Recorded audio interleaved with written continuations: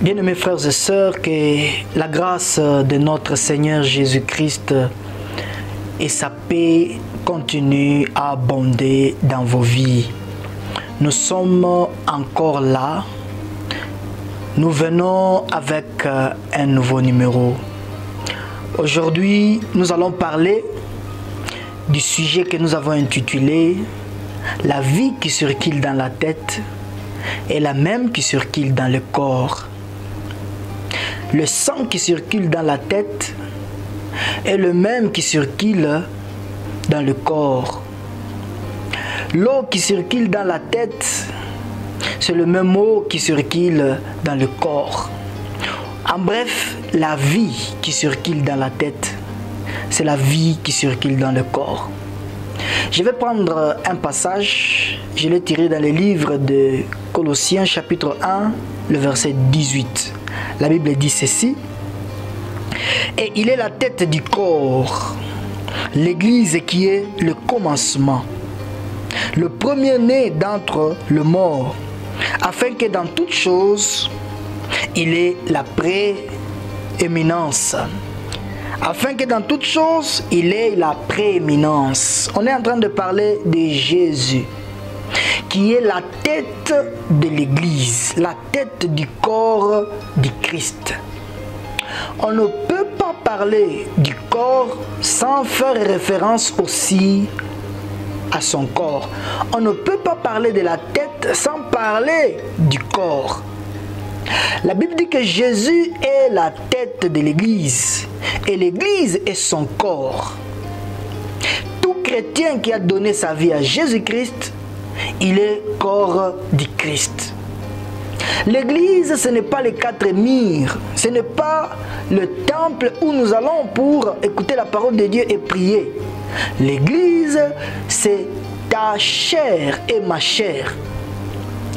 Et la Bible dit que Jésus est la tête de l'Église. C'est-à-dire l'Église, c'est tous les chrétiens de l'Europe, tous les chrétiens de l'Asie, tous les chrétiens de l'Afrique, tous les chrétiens de l'Océanie, tous les chrétiens de l'Amérique, tous les chrétiens de la terre. C'est ceux qui forment, ou ce sont eux qui forment l'Église. Aujourd'hui, Jésus-Christ est la tête, le dirigeant, le maître, le chef de tout le corps que nous formons étant chrétiens. Alors, bien-aimés frères, cette allégorie ou cette représentation est spirituelle. Dieu est celui qui a fait cela ainsi. C'est-à-dire, si Jésus, aux yeux de Dieu, il est fils bien-aimé, toi et moi, étant chrétiens, à cause de Jésus qui est notre tête, nous sommes aussi fils et filles bien-aimés de Dieu. Vous savez, c'est à la tête où il y a beaucoup d'organes qu'on appelle les cinq sens. C'est à la tête où il y a beaucoup d'organes qui ont trait aux cinq sens. C'est à la tête où il y a la vue, c'est à la tête où il y a l'ouïe, c'est à la tête où il y a l'odorat. Donc le corps n'a que le toucher. Le corps n'a que le toucher. Alors frères et sœurs, la tête comporte beaucoup de choses. La tête comporte la vue, la tête comporte l'ouïe, la tête comporte l'odorat et la tête aussi comporte le toucher. C'est-à-dire c'est à la tête où il y a tous les organes ou tous les cinq sens. La tête est la seule qui peut comporter ou peut avoir tous les cinq sens. Mais le corps n'en a pas beaucoup. Bien-aimés frères et sœurs, Jésus-Christ est la tête de l'Église. Jésus-Christ est le maître de l'Église, c'est-à-dire il est les yeux de l'Église, il est l'ouïe de l'Église, il est l'odorat de l'Église. Jésus-Christ est tout pour l'Église. Il n'existerait pas d'Église sans Jésus-Christ. C'est-à-dire si vous voulez par exemple aussi, si le corps veut bénéficier de l'ouïe, de l'odorat, ainsi de suite, le corps doit passer par sa tête. Ce n'est qu'une petite parenthèse. Mais spirituellement, cela a beaucoup de sens. La Bible dit que Jésus-Christ est la tête de l'église. Il est ta tête, il est ma tête. Mais il y a un point que je voulais souligner qui est si capital. Parce que c'est quelque chose qui est inconcevable. Si vous êtes quelqu'un quand même qui réfléchit, si vous êtes quelqu'un qui trouve la grâce de Dieu de pouvoir réfléchir, vous comprendrez que ce sont des choses qui ne sont pas concevables. Jésus-Christ est la tête et nous sommes son corps. Il y a des gens qui croient que Jésus-Christ est le seul qui soit saint et le corps est imparfait. Jésus-Christ est le seul qui soit juste et le corps est injuste. Jésus-Christ est le seul qui soit aimé de Dieu et son corps n'est pas aimé de Dieu. Pourquoi? À cause des petites faiblesses que le corps peut manifester. Mais c'est inconcevable. Ce n'est pas quelque chose que vous pouvez comprendre comme ça et accepter. Si Jésus a la vie de Dieu, toi étant enfant de Dieu, étant chrétien, tu y as aussi cette vie. Parce que la même vie que Jésus a, c'est la même vie que tu as. Si tu dis que Jésus-Christ est saint, nous sommes pécheurs, c'est-à-dire que tu ne crois pas en Jésus. Il n'est pas la tête pour toi et tu n'es pas l'église. Mais si tu arrives à croire que Jésus-Christ est juste aux yeux de Dieu et le pire aux yeux de Dieu, normalement tu dois croire aussi que tu es tout ce que Jésus est. Parce que tu y as sa tête, plutôt tu y es son corps. Il est ta tête. Je vous donne un exemple. Est-ce que la vie ou le sang qui circule dans le cerveau ou dans la tête, ça se diffère avec le sang qui circule dans le corps? Non! C'est le même sang. La vie de Jésus est ta vie. Si Jésus-Christ ne peut pas être victime d'une quelconque maladie, si Jésus-Christ ne peut pas être victime d'une quelconque anomalie, si Jésus-Christ ne peut pas être victime d'une quelconque problème, c'est-à-dire toi aussi, tu ne peux pas être victime de ce que lui ne peut pas. Comment se fait-il que tu as la vie de Dieu? Tu es toujours problème à problème, tu es toujours malade. Tu as toujours le même problème que Jésus-Christ ne peut absolument pas contacter. Tu as toujours le même défi, tu as toujours le même problème, tu as toujours les mêmes symptômes que Jésus ne peut jamais accepter. Tu es son corps, mon frère.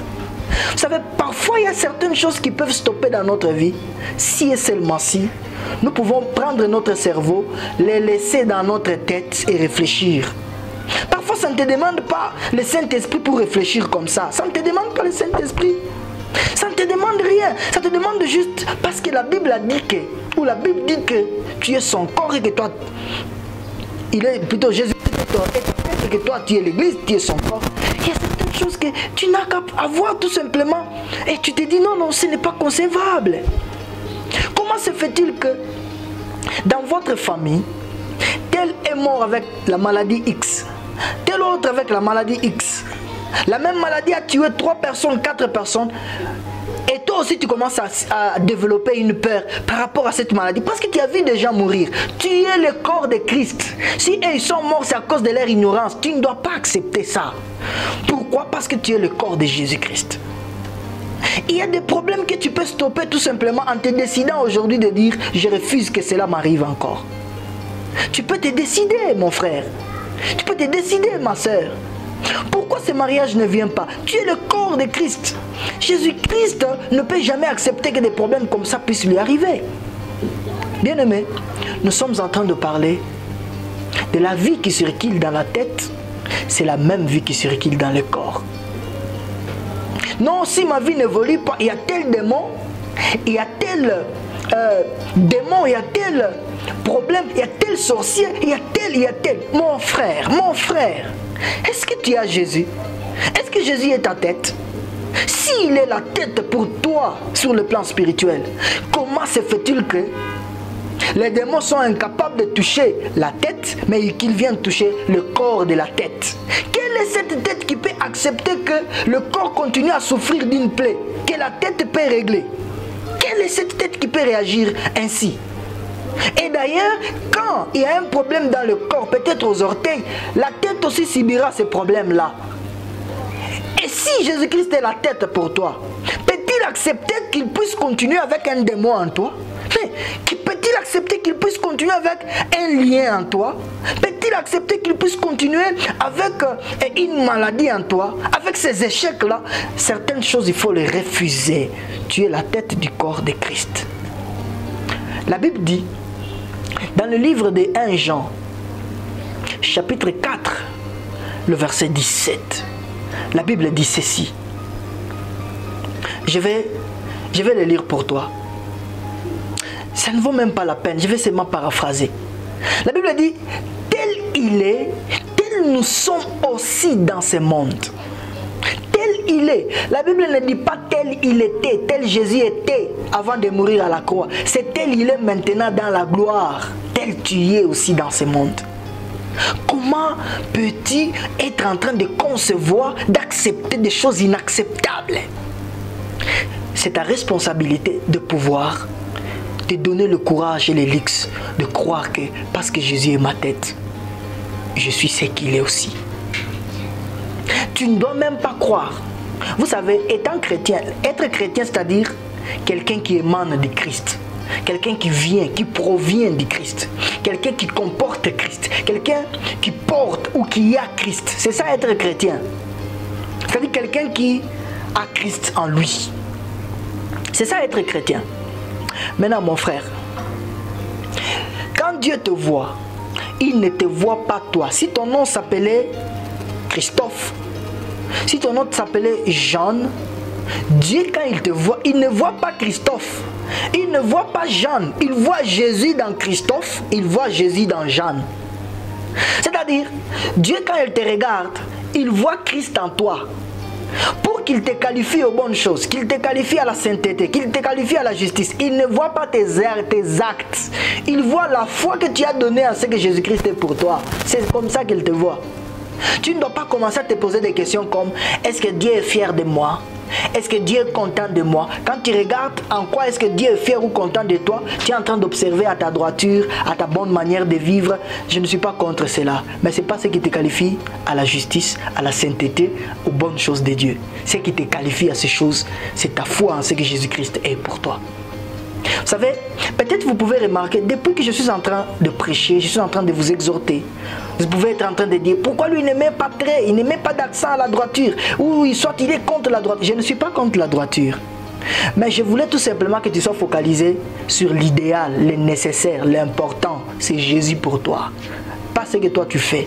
Dieu n'est pas fier de toi à cause de ce que toi tu fais. Il est fier de toi à cause de la foi que tu manifestes en ce que Jésus-Christ a fait pour toi. Alors frères et sœurs, si tu te dis que tu es chrétien, tu comportes Christ, tu as Christ, tu portes Christ, il est en toi. Comment se fait-il que tu es toujours en train de te voir dans ce que Dieu ne te voit pas? Tu te vois dans ce que les hommes te voient. Tu penses que Dieu aussi voit comme les hommes voient. Dieu ne te voit pas dans tes erreurs. Il ne te voit pas dans tes péchés. Il ne te voit pas dans tout le mal que tu peux faire. Il te voit dans ce que Christ est pour toi. Il te voit dans ce que Jésus-Christ est pour toi. Voilà pourquoi tu ne devrais pas te poser des questions comme est-ce que Dieu est content de moi? Vous savez, il y a même des prédications qui circulent où on dit rentre dedans de toi, sonde-toi. Est-ce que Dieu est content de toi? Ta vie là, Dieu est fier de toi? Non, Dieu n'est pas fier de toi parce que tu fais quelque chose. Il est fier de toi parce que tu crois en ce que Jésus-Christ a fait pour toi. Point barre. Chaque jour de ta vie, tu dois continuellement rester tenace dans la foi en ce que Christ a fait pour toi. La vie qui circule dans la tête, c'est la vie qui circule dans le corps. Dieu aimerait que tu comprennes cela. Tel Jésus est dans la gloire, tel tu es dans ce monde. Frères et sœurs, Dieu est fier de toi. Et Dieu est très content de toi. Dieu t'aime. Et il ne veut pas que ces problèmes continuent. Il ne veut pas que ces circonstances continuent. Il ne veut pas que ce qui te fait mal au cœur continue. Ça peut être un péché. Tu veux te dégager de ces péchés, tu ne sais pas comment. Ça peut être une circonstance, tu veux te dégager de cette circonstance, tu ne sais pas. Ça peut être un problème de travail, un problème de mariage, un problème, je ne sais pas quoi. Tu veux te dégager de cette chose, mais tu n'y arrives pas. Sache une chose, crois que Jésus-Christ est fier de toi malgré tes erreurs. Crois, c'est en cela que tu obtiendras la force de stopper ces problèmes de péché et de stopper ces problèmes qui t'agacent. La vie qui circule dans la tête, c'est la même vie qui circule dans le corps. La Bible dit, nous sommes assis ensemble avec Christ à la droite du Père. C'est là que tu existes, c'est là que tu vis. Et Dieu est fier de toi. S'il a permis que tu sois en Christ et que tu sois à sa droite, c'est qu'il est fier de toi, il est satisfait de toi et il est content de toi. Dieu te bénisse abondamment. Surtout n'oublie pas ceci. Dieu est fier de toi. La vie de Jésus, tu l'as. C'est au-dedans de toi. Commence simplement à croire tout le jour et à développer cette foi que tu as cette vie en toi. La maladie ne peut pas détruire cette vie que tu as de Jésus. Le problème non plus. Et Jésus est puissant, capable de changer tout problème.